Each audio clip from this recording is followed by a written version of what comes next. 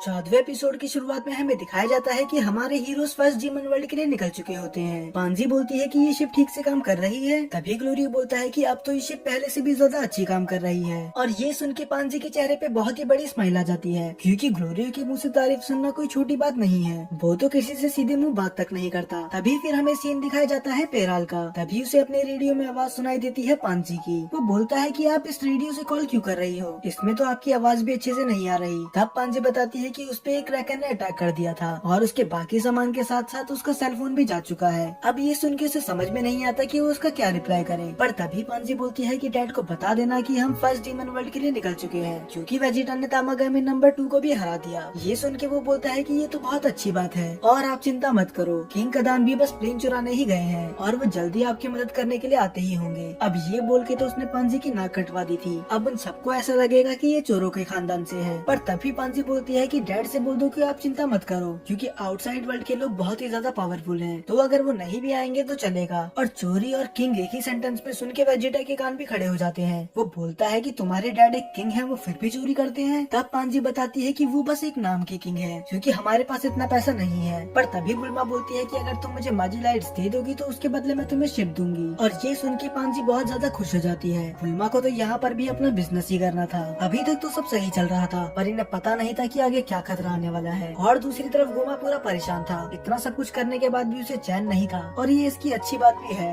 क्योंकि ये गोकू और बाकी लोगों को अंडर एस्टिमेट नहीं कर रहा। वो उससे पूछता है क्या वो लोग आ चुके हैं। तब देगासु बोलता है हाँ, वो लॉबी में ही बैठे हुए हैं। ये सुन के गोमा बहुत ज्यादा खुश हो जाता है। क्या सच में सुपर फोर्स यहाँ पर आ चुकी है। और फिर हमें दिखाया जाता है उन सुपर फोर्स को। और इनको देखने के बाद मेरा रिएक्शन भी वही था जो गोमा का है, क्योंकि ये एक जोकर से ज्यादा कुछ नहीं लग रहे थे। तभी देगासु उन्हें सिग्नल देता है कि गोमा यहाँ पर है, और वो सभी डर के मारे उनके सामने झुक जाते हैं। और उसे इरिटेट करने के लिए बस इतना काफी नहीं था कि वो एक एक करके अपने आप को इंट्रोड्यूस भी करते हैं। आप इन्हें थोड़े गिन्यू फोर्स और पारा ब्रदर्स की तरह समझ सकते हैं। पर तभी कैप्टन कदम बोलते हैं कि अगर आपने हमें इधर बुलाया है तो कोई बहुत बड़ी बात ही होगी। तब गोमा बताता है कि हाँ, कुछ लोग इस वर्ल्ड पे अटैक करने वाले हैं और तुम्हें उसे किसी भी कीमत पे रोकना है। वैसे तो हमने वार्प सामा को डिसेबल कर ही दिया है, तो तुम्हें अपनी पूरी जी जान लगानी होगी उन्हें रोकने के लिए। तभी वो कैप्टन हंसता है। वो बोलता है कि आखिर वो अपोनेंट है कौन। तब गोमा बताता है कि वो आउटसाइड वर्ल्ड से कुछ बच्चे और कुछ थर्ड डीमन वर्ल्ड के लोग हैं। उसे तो पहले उनकी बातों पे यकीन तक नहीं होता कि उसके साथ कोई मजाक हो रहा है। क्या अब स्पेशल फोर्स का यूज बच्चे पकड़ने के लिए किया जाता है। और तभी वो उन्हें आगे समझाते हैं कि वो कोई नॉर्मल बच्चे नहीं है, वही है जिनने तामागामी और यहाँ तक कि माजिन बू तक को हराया है। अब ये सुन के कैप्टन थोड़ा डर चुका था। और तभी उसका टीममेट बोलता है कि ऐसा हो ही नहीं सकता।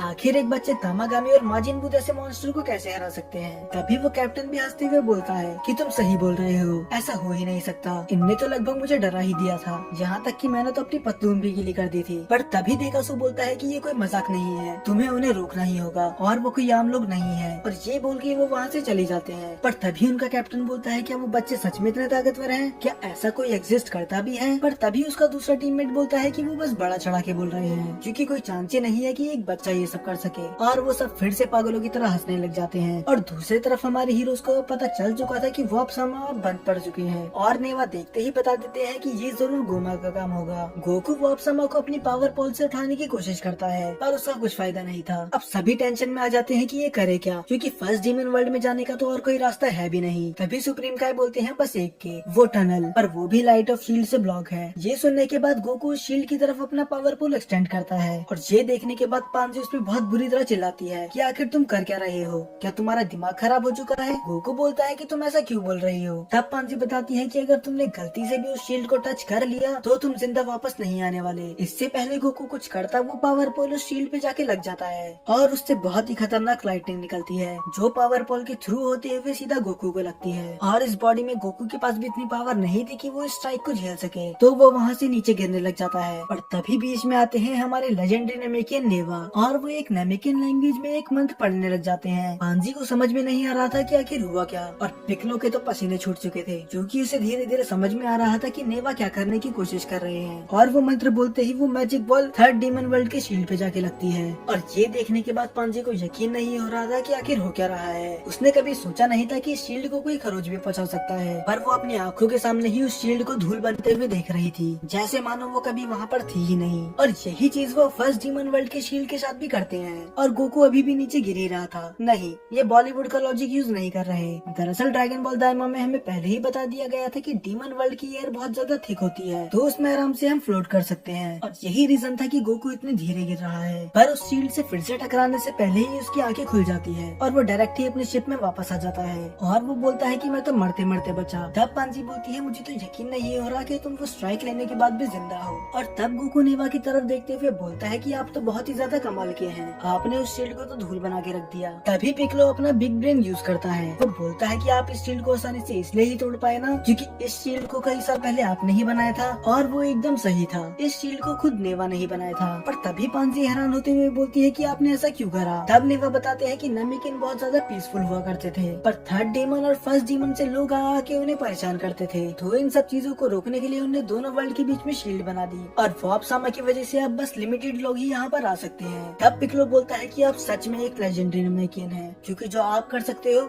वो कोई नहीं कर सकता। और ये बोलने के बाद वो सभी रवाना हो जाते हैं फर्स्ट डीमन वर्ल्ड के लिए। और शील्ड टूटने का एहसास खुद देगासू को भी हो चुका था। उसे समझ में तो नहीं आता कि हुआ क्या, पर उसे ये पता चल चुका था कि कुछ न कुछ तो बुरा हुआ ही है। और दूसरी तरफ ये जोकर्स की टीम जाती है स्टोर्स में वही चिप्स लेने के लिए। अगर मैं पीछे ये मेंशन करना भूल गया हूँ तो इनने कुछ चिप्स खाए थे जो उन्हें बहुत ही ज्यादा पसंद आ गए, तो ये यहाँ पर उसी के लिए आए हैं। और ये इन्हें इतने पसंद आते हैं कि वो पूरे स्टोर की चिप्स ही ले लेते हैं। और ये चीज देख के दो लोग बहुत ही ज्यादा इम्प्रेस थे, और वो थे माजिनकू और माजिंडू।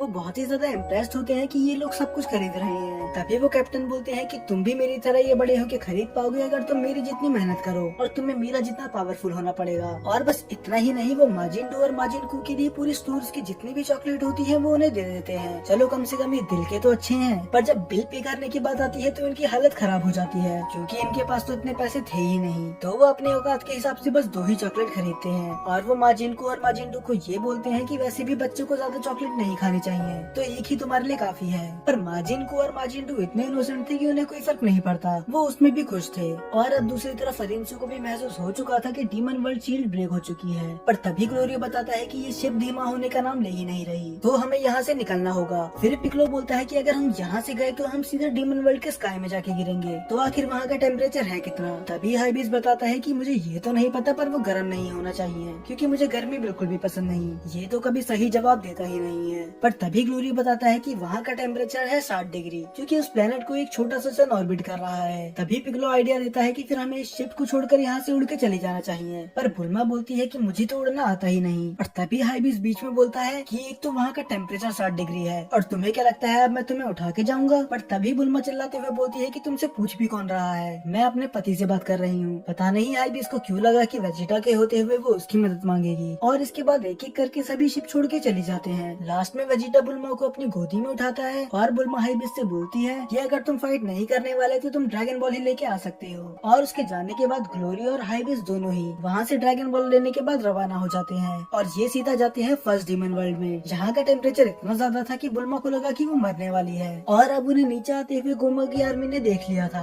और खुद गोमा ने भी। उसके तो पसीने ही छूट चुके थे। गोमा ऑर्डर देता है कि पूरी ताकत से उन पे हमला करो, और वो लोग वैसा ही करते हैं। अब गोमा की पूरी आर्मी लग जाती है गोकू और उसके दोस्तों के पीछे। तो क्या ये लोग सरवाइव कर पाएंगे? इसके लिए आपको देखना पड़ेगा इसका अगला एपिसोड। और नेक्स्ट एपिसोड बहुत ही ज्यादा जबरदस्त होने वाला है, क्योंकि उसमें हमें डीमन किंग डाबूरा का ग्लिम्स दिखाया गया है।